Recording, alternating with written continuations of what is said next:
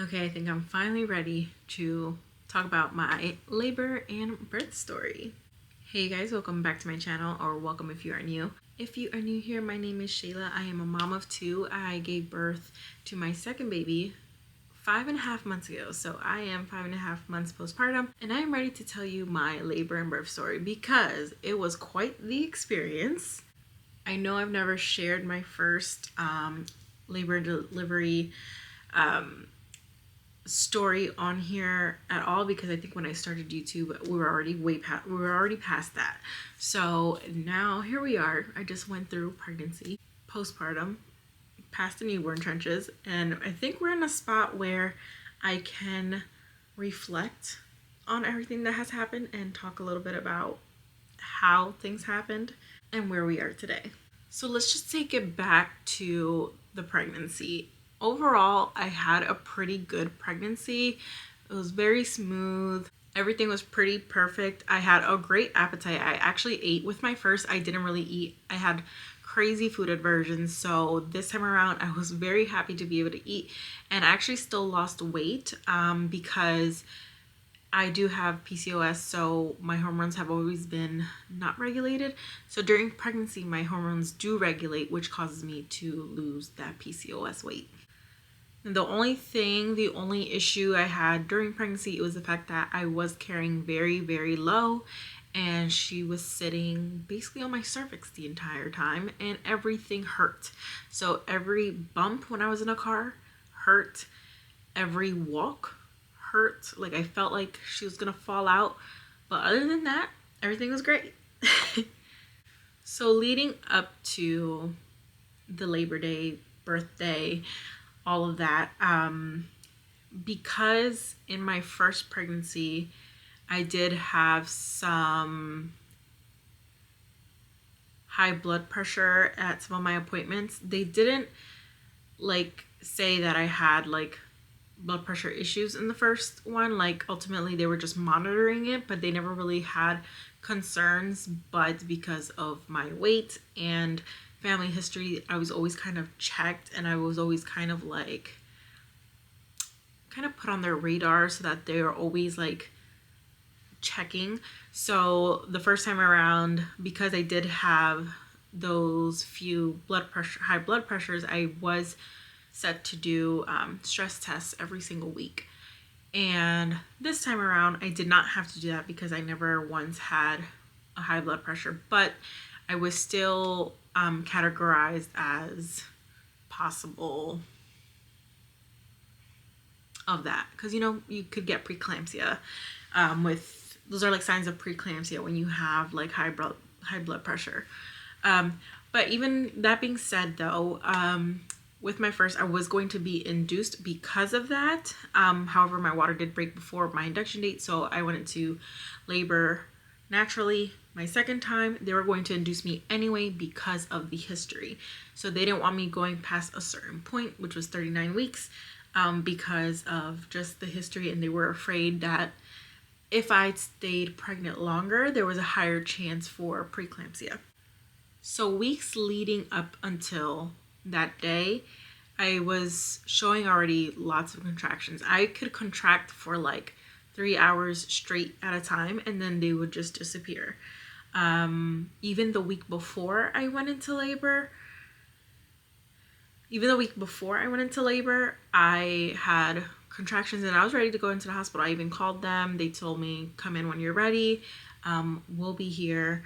The problem was that I was afraid, knowing my body from the last time, that my body can contract, but it will stop and it needs help of medication to continue. So I was afraid that by the time I was going to get into the hospital that they would stop and it'll be a waste of time. Because even though I was contracting for like 3 hours straight that day, I knew, I had this feeling that if I went in, they would stop. So I did go to sleep. I was still contracting in the middle of the night. I eventually just fell asleep, and by the morning they kind of stopped. So that leads me to the week of, and I had my induction date set for a Sunday night. However, this Saturday I was already contracting, and I had a feeling that I was going to go into labor kind of on my own again. However, my water didn't break on its own, but I was contracting the entire time. I just, again, I waited it out, trying to see if something would happen, because I didn't want to go into the hospital and send me home because I wasn't contracting anymore. So my induction time to go in was set for 8 p.m. on a Sunday. So I did go in. They did see I was contracting, and they're like, oh, this is going to be easy. Like, you're already contracting. We might not need to use medication. I was just like, ha ha ha. You're going to need it. So yes, so I was going to be induced regardless of whether I went on my own or I got to choose. They just knew that they didn't want me going past a certain time. So I got to choose what date I went in. So I did go in on a Sunday night, and it was allowed for me to choose induction because of my history.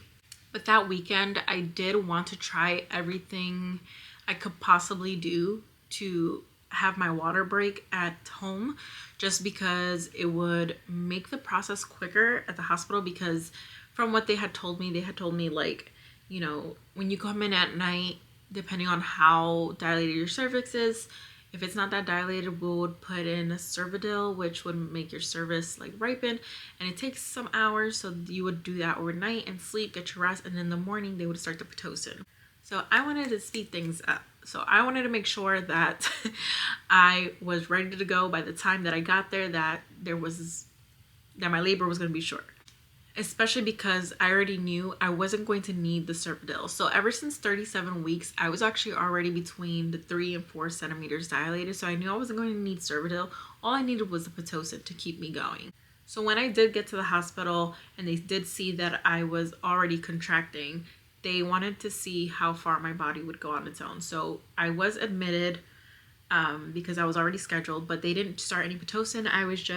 They had me just lay in bed monitoring contractions and stuff, and my contractions went on for hours, but I wasn't developing.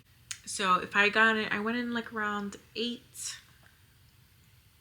and I think around 11, it was between 10 and 11 p.m. They had checked me again, because they did check my cervix when I went in, and it was still the same. Nothing had changed.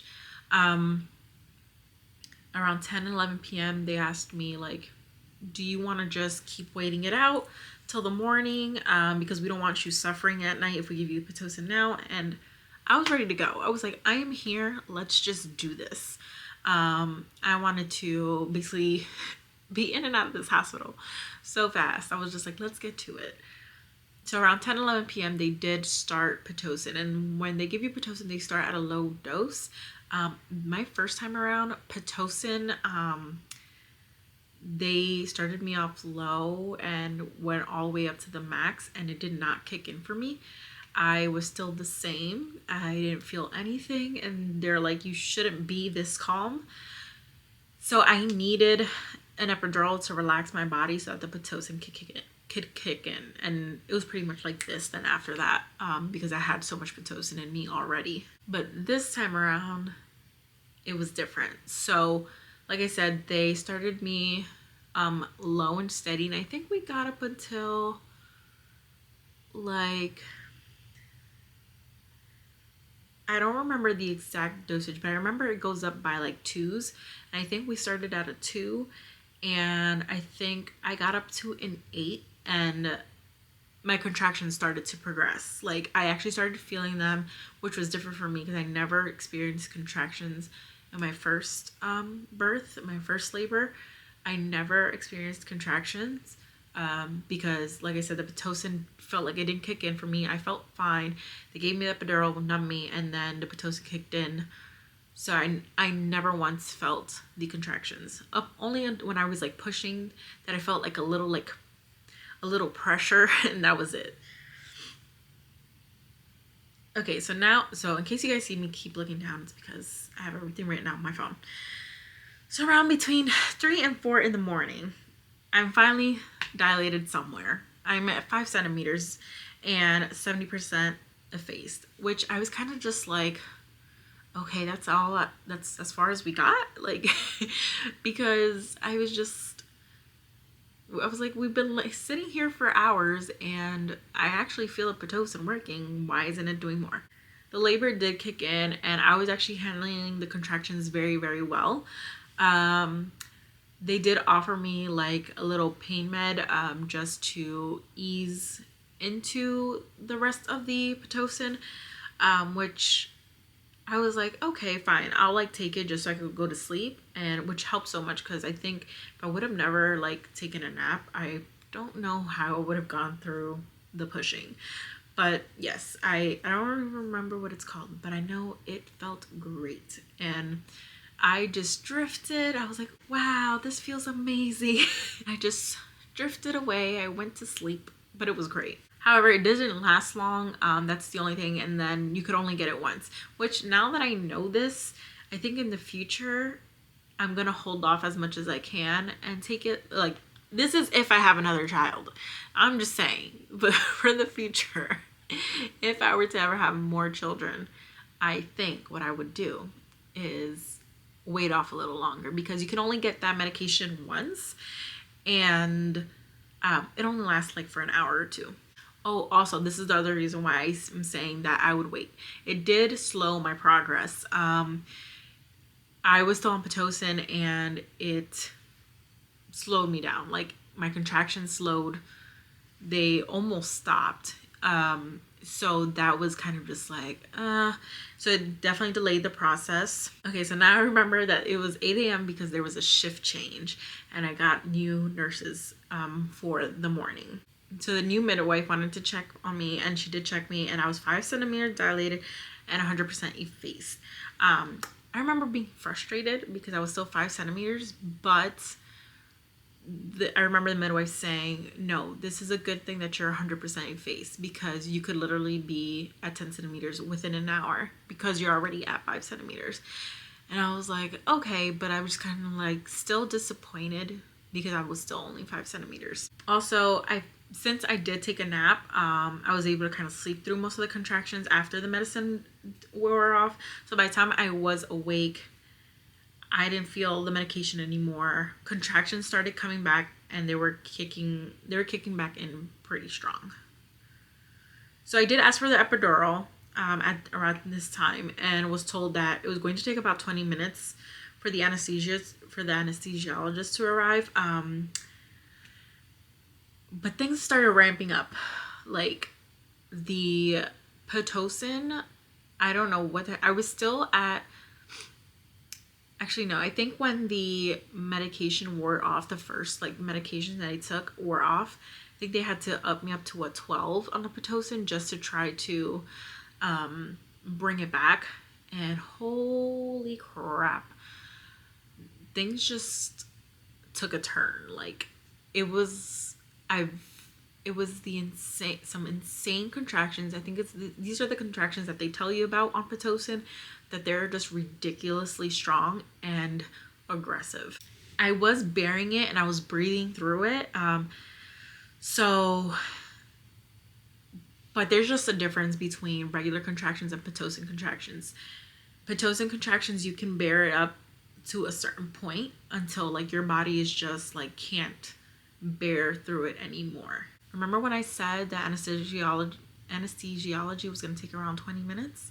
It took way longer than that because the anesthesiologist was just clocking in around 8 o'clock in the morning and was doing other things. So I think it actually took around 40 to 45 minutes for the anesthesiologist to actually get there. I was in so much pain that the nurse wanted to check on my dilation based on how I looked, but I said no because I really did not want to be touched and I just needed the epidural. So yeah, I was waiting for the anesthesiologist, and the midwife was just like, I think she knew that I must have jumped to like higher dilation. And she wanted to check so bad, but I didn't want anybody touching me. Like, I didn't even want the nurses in the room. I just was like, get me the epidural. Like, I don't want to feel this anymore. Like, I don't want to have to deal with this anymore. Eventually, the anesthesiologist arrived, and it felt like eternity getting the epidural just on. So who knows what time it even was by now, because everything was just moving. The progress was just moving so fast, but everything else was moving so slow. I don't even remember it being that slow my first time around when I was getting the epidural. Especially because I kind of had a bad experience with getting the epidural the first time. It just didn't like sit right, like, and a nerve was hit. It was just a chaotic mess getting the epidural. But this time around, this anesthesiologist was just so much better, so much gentler. They did stop the Pitocin so that my body could stop contracting so aggressively. That way I could, my body could relax and be able to get the epidural, because my body was not relaxing to get the epidural. And, you know, we don't want her to poke me in the wrong spot. But thank God for that anesthesiologist, because she did so good on my epidural. I didn't feel a thing, and it was one of the things I was actually scared of the most. I wasn't even scared about labor, pushing, none of that, because the first time around it was so good. And the only thing that was traumatic for my first labor was the epidural. Okay, so now I still don't know what time it is. I just know it's the morning. The epidural is on, it's in. I did feel it kick in a little bit because I got a little bit of relief, but at the same time, I think it's because at the same time the Pitocin was off. But they did turn it back on once the epidural was in. But they also put it at a lower dosage, just so that it wouldn't like undo all the work we just did. So it started to kick in, but not completely. I was still feeling the pain. I was still feeling some contractions. But again, it was still bearable. So I was just waiting for it to kind of like cycle through my body. But the pain just kept growing so quickly and strong. And I kept questioning, like, why wasn't the epidural kicking in as quick as I wanted it to be, or as quick as I know it would. And like, why was I feeling so much pain at this point? Like, I shouldn't feel this much pain. So I asked for the nurses to come back to just check on me, and I asked them about it, like I told them about it, and they just kept asking me like, what is the actual pain that I'm feeling? But I could not explain it. Because the epidural was numbing parts of my body and other parts weren't. I felt that I was having contractions and pressure, but I just couldn't tell if it was that like the baby was coming down, or like if just maybe like there's parts of my body where I'm feeling the contractions and the other side not. Like, I couldn't remember, because again, for my first time when I had like the bad experience with the epidural, it was because the epidural only hit one side of my body and didn't hit on the other side. So I was feeling so like the Pitocin kicked in and put pressure on one side of my body, but then it was quickly resolved because they flipped me so that the medication can completely go through my body. So I couldn't tell exactly where the pain was coming from. I just couldn't. So the nurse ultimately went and got the midwife because she just had a feeling that it was time, because I wouldn't be screaming and crying and just being in the state that I was in. She was very worried. So she went and got the midwife. I was just so confused because I was like, there's no way that I'm completely dilated. That is time to push, because I was just 5 centimeters not too long ago. And again, I don't know what time it was. All I know is that they came in at 8 o'clock in the morning and I was 5 centimeters. So just to kind of think about timing,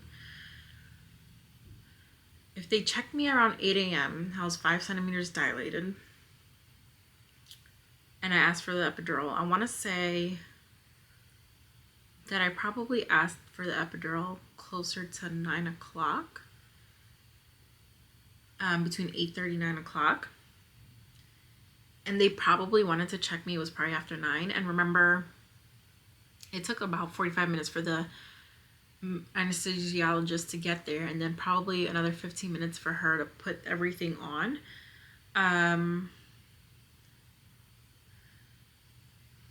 So I think by this time that like the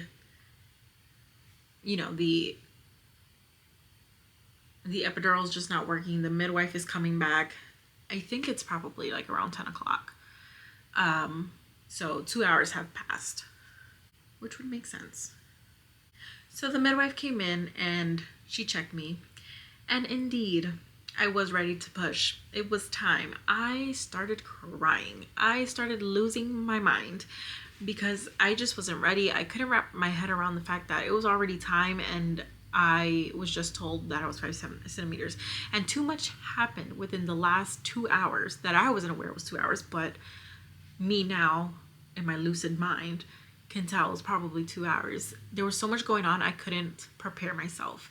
With my son, they came in, I remember around 2-3 o'clock in the morning to check me, and they saw it was 8 centimeters, and they were like, oh, you're just about ready to push, we're gonna start getting ready, because you could be 10 centimeters in the next 20 minutes.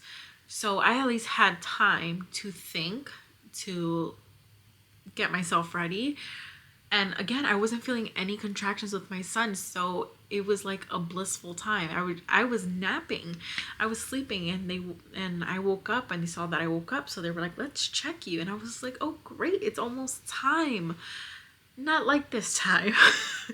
I was just told, but you're 5 centimeters, and it felt like 2 minutes later, you're now 10. It's time to push. So I started freaking out. The midwife just looked at me with big eyes and said, I'm gonna let you calm down. I'm gonna go out and get the nurses, and I will be back. So I'm gonna let you collect yourself because it's time to push, because you need to be ready mentally to push. So I had my little cry. So if you're a parent, you'll know this from a Bluey episode, but it's, you have a little cry, pick yourself up, and the show must go on. So the midwife did come back, and we basically started. It was showtime. I did feel every single thing. I felt everything. It was 20 minutes of pushing. So obviously with every contraction, I had to push. The pushing was a lot harder this time around because the contractions were so aggressive, and I didn't have nothing to numb me or to like make it easier. So trying to focus on pushing while at the same time you feel everything just being ripped apart was very difficult. Focusing was very difficult. So at about 20 minutes of pushing, the head was basically halfway out. It was like poking through already. And I felt what a lot of people felt of the ring of fire. That was insane, because why did I feel like it was like fire, like it just was hot and itchy. It was everything, and it made you want to keep pushing because you're like, get this out of me, get this away from the spot. So, and I knew in my head, like I was like, I only need one more push to get her head out. But I was tired already. I was in so much pain. I felt weak. I think at this point too, like I started shaking. I started getting the Pitocin shakes that they talk about, because of the medication in you. You start shaking like as if you're cold. I was not cold. I was not hot. I was just shaking, and you start sweating. But I literally yelled out, I can't do this. The midwife said, yes, you can. I said, I know I can. I just needed to say that. I just need to let it out. And then I did one more push. Her head was out, another little push. And then I did another like little push. Like it was kind of like a half push, and the rest of her body was out because she was really small. So once she was out, obviously they put the baby right on top of me. I couldn't look at her right away because of everything I had just went through. Like I disassociated because I was just trying to bring myself back to, like, just trying to come back from everything that just happened, and kind of like, I just did this. Like, I just needed a moment to breathe, like regulate my breathing, just kind of mentally get myself to, I just had the baby, like she's here. I need a shower. I need people to stop touching me. I need sleep. Like I just wanted to go to sleep. And I needed food. I was starving. So recovery at the hospital. Recovery at the hospital was harder, especially because I was alone. Not alone in the sense that my husband wasn't there. We have a son too, so it was kind of like my husband had to share his time. and I was just so exhausted. I was in lots of pain from the traumatic delivery, the traumatic labor. I felt very, very weak. The epidural, for some reason, kicked in after I gave birth because my legs were like jelly. The first time around, like I got up out of that bed right away, like after I gave birth. This time around, like I was in bed for hours because my legs were like jelly. They had to force me to go use the bathroom because I hadn't peed in a long time. The catheter had already been out and they needed me to go use the bathroom to avoid like hemorrhaging or whatever. So it did take me a couple hours. Like I was laying there for a couple hours in the bed, just trying to relax. My baby was so good though. She did latch right away actually. As soon as she like kind of came out, she was rooting and like looked like she was hungry. So she did latch right away and I was able to get some milk out of me, or the first milk, the golden milk. My husband eventually left to go pick up our son so he could meet the baby. And he left at a time where like I was gonna take a little nap. The nurses were still taking care of me. They were gonna come back in to like, you know, help me shower, get ready and stuff, and clean myself up and then clean off the bed and the room. So it was a good time that he like went out to then bring our son back. I did spend that night alone in the hospital because our son obviously couldn't stay in the hospital with us, and my husband had to take him home and they slept at home, but they came really early the next day. So the recovery at home, I would say for like about 2 weeks, I was very, very weak and still in lots of pain. My bleeding, I was bleeding for like 3 to 4 weeks, and then I had like a week break and then I got like my period back. But yeah, it was just much harder this time around. Whew. But that's basically my story. Completely different. I know everybody's experiences are so different. Even my 2 experiences were so different. My very first one was very blissful, calm, relaxing. My second one was traumatizing. But I got a really good reward after it. My baby is so beautiful, so good. She's such a good baby. And life's just been great. That's my story. Thank you guys so much for listening and for sticking by. Thank you guys for watching, and I will see you on the next one.